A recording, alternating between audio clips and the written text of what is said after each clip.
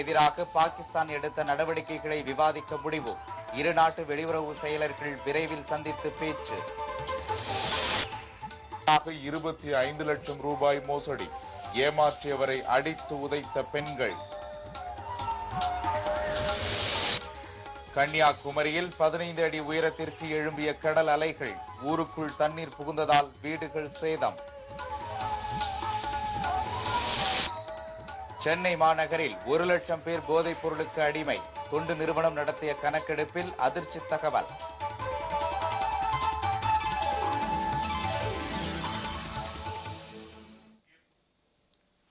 விரிவான செய்திகள். திமுகவில் கட்சிக்கு விரோதமாக செயல்பட்டவர்களை களையெடுத்த பிறகுதான் சட்டப்பேரவை தேர்தலை சந்திக்க இருப்பதாக முதலமைச்சர் கருணாநிதி தெரிவித்துள்ளார். தமிழக சட்டப்பேரவையின் இந்த ஆண்டுக்கான கூட்டத்தொடர் கடந்த பிப்ரவரி 17ஆம் தேதி தொடங்கியது. அப்போது நிதிநிலை அறிக்கை தாக்கல் செய்யப்பட்டு அதன் மீதான விவாதமும் நடைபெற்றது. இதனிடையே நாடாளுமன்ற தேர்தல் நடத்தப்பட்டதால் ஒத்திவைக்கப்பட்ட சட்டப்பேரவை கூட்டத்தொடர் இன்று தொடங்குகிறது. இந்த கூட்டத்தொடரில் திமுக சட்டமன்ற உறுப்பினர்கள் எப்படி நடந்து கொள்ள வேண்டும் என்பது குறித்த ஆலோசனை கூட்டம் சென்னையில் உள்ள அன்பகத்தில் நேற்று நடைபெற்றது.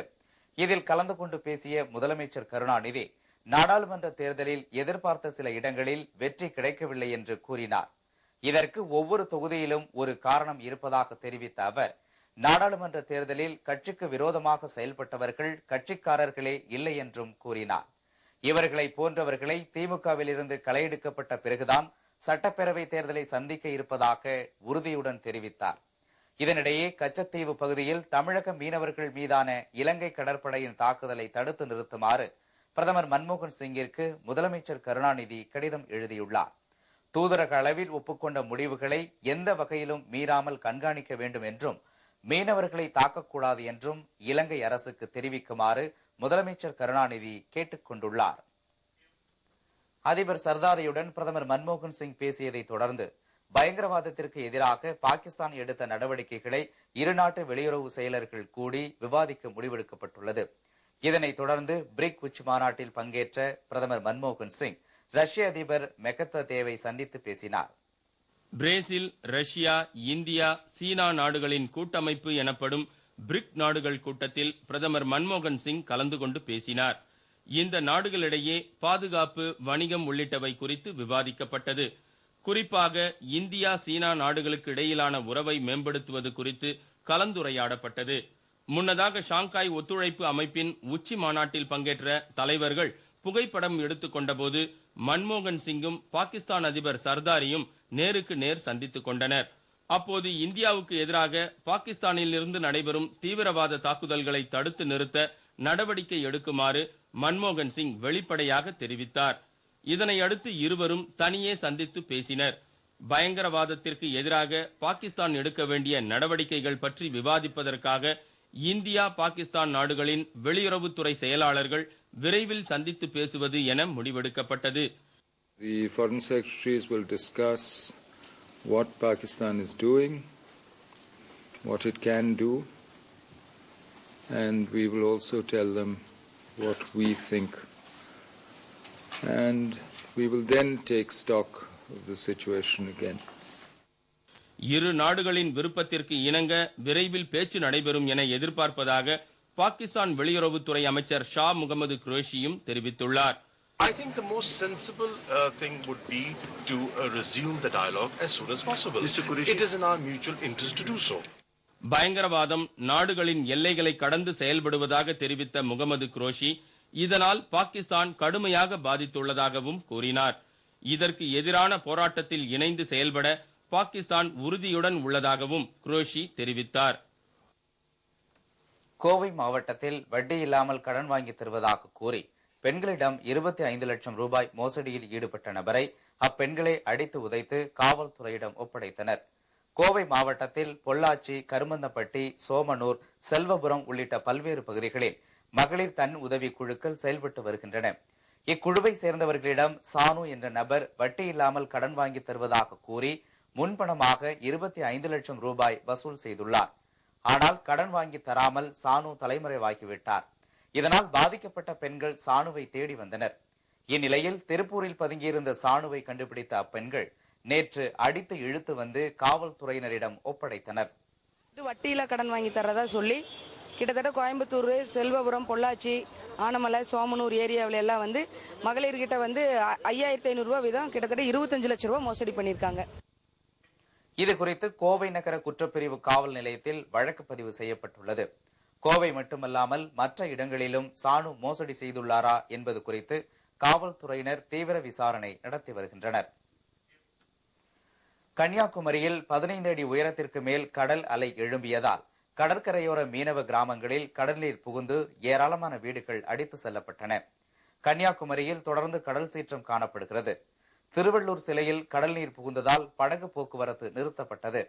கடியாப்பட்டினம், முட்டம், முள்ளுந்துறை உள்ளிட்ட பல கடலோர கிராமங்களில் தொடர்ந்து கடல் சீற்றம் காணப்படுவதால் அப்பகுதியைச் சேர்ந்த 10,000த்திற்கும் மேற்பட்ட மீனவர்கள் மீன்பிடிக்க கடலுக்கு செல்லவில்லை. ஒரு தென்னை மரத்து உயரில் ஒரு கடல் ஓய்ந்து வருது, கீழே மடங்கி விழுந்ததுனால இந்த வீடு கீழெல்லாம் அடிச்சு உடைச்சு தண்ணி ஆத்தங்கரையில போகணும். 6 மாசம் மீன் தொழுக முடியாது, ஆளெல்லாம் போய் பட்டனியா பசியா முடிஞ்சிச்சு. ராமன்துறை கிராமத்தில் கடல் நீர் ஊருக்குள் புகுந்ததால் ஏராளமான வீடுகள் சேதமடைந்தன. இதனால் அப்பகுதியைச் சேர்ந்தவர்கள் தங்கள் வீடுகளை காலி செய்துவிட்டு பாதுகாப்பான இடங்களில் தஞ்சம் அடைந்தனர். அப்பகுதியில் கடற்கரை ஓரமாக இருந்த அரசு பள்ளிக்கு விடுமுறை விடப்பட்டுள்ளது. இந்நிலையில் கடல் சீற்றத்தால் பாதிக்கப்பட்டவர்களுக்கு அரசு எவ்வித நிவாரண உதவியும் வழங்கவில்லை என மீனவர்கள் வருத்தம் தெரிவித்தனர். சென்னை மாநகரில் 1 லட்சத்திற்கும் மேற்பட்டோர் போதைப் பொருளுக்கு அடிமையாகி இருக்கும் அதிர்ச்சி தகவல் தொண்டு நிறுவனம் நடத்திய ஆய்வில் வெளியிடப்பட்டுள்ளது. நார்கோட்டிக் அனானிமஸ் என்ற தொண்டு நிறுவனம் சென்னையில் போதை பழக்கம் குறித்து ஆய்வு ஒன்றை நடத்தியது. இதில் பள்ளி சிறுவர்கள் முதல் 1 லட்சம் பேர் வரை போதை பழக்கத்திற்கு அடிமையாகி இருப்பதாக தெரிவிக்கப்பட்டுள்ளது. இவர்களில் மருத்துவர்கள், பொறியாளர்கள், மென்பொருள் வல்லுநர்கள், வணிகர்கள் மற்றும் கல்லூரி மாணவர்கள் என சமுதாயத்தின் உயர்நிலையில் இருப்பவர்கள் இடம்பெற்றுள்ளனர். அதே நேரத்தில் சமுதாயத்தின் அடித்தட்டு மக்களிடமும் இப்போதை பழக்கம் அதிகமாக தென்படுவதாகவும் தெரிவிக்கப்பட்டுள்ளது. சென்னை மாநகரின் மூளை முடுக்கெல்லாம் கஞ்சா போன்ற போதைப் பொருட்கள் தடையின்றி விற்பனை செய்யப்படுவதாகவும் அந்த ஆய்வில் கூறப்பட்டுள்ளது. மேலும் இக்கொடிய பழக்கத்தில் சிக்கியவர்களை மீட்பதற்காக சென்னை மாநகரில் 12 இடங்களில் சிறப்பு நடுவங்களை நடத்தி வருவதாக தொண்டு நிறுவனம் தெரிவித்துள்ளது. மகாராஷ்டிரா சட்டப்பேரவையில் அமளியில் ஈடுபட்ட எதிர்க்கட்சி உறுப்பினர்கள் 3 பேர் அவையிலிருந்து நீக்கம் செய்யப்பட்டனர். மகாராஷ்டிரா சட்டப்பேரவை கூட்டம் நேற்று நடைபெற்றது. இக்கூட்டத்தில் மும்பை தீவிரவாத தாக்குதல் குறித்து விசாரணை நடத்திய பிரதான் குழு அறிக்கை தாக்கல் செய்தது. அதில் மும்பை காவல் ஆணையர் ஹசன் கபூர் உள்ளிட்ட காவல்துறை அதிகாரிகள் தாக்குதலின் போது விரைந்து செயல்பட தவறியதாகவும் தங்களிடம் இருந்த AK-47 ரக துப்பாக்கிகளை பயன்படுத்தவில்லை என்றும் குற்றம் சாட்டப்பட்டிருந்தது. இதனை மகாராஷ்டிரா அரசு நிராகரித்துவிட்டது. ஆனால் பாஜக மற்றும் சிவசேனா கட்சி உறுப்பினர்கள் அரசுக்கு கடும் எதிர்ப்பு தெரிவித்தனர். அப்போது பாஜக உறுப்பினர்கள் வினோத் தாவுடே, அரவிந்த் சபாந்த் மற்றும் சிவசேனா கட்சியை சேர்ந்த திவாகர் ராட் ஆகியோர் அமளியில் ஈடுபட்டனர். இதனால் வினோத் தாவுடே சட்டப்பேரவையிலிருந்து 3 ஆண்டுகளுக்கும் மற்ற இருவரும் பதவிக்காலம் முடியும் வரை நீக்கம் செய்யப்படுவதாக அவைத் தலைவர் அறிவித்தார். இதனைத் தொடர்ந்து மகாராஷ்டிரா சட்டப்பேரவை கூட்டம் ஒத்திவைக்கப்பட்டது. தொடர்வது ஊர்திகளுக்கு 3 மடங்கு சுங்க கட்டணம், ஓட்டுநர்கள் முற்றுகையிட்டு ஆர்ப்பாட்டம். விவரம் இடைவேளைக்கு பிறகு.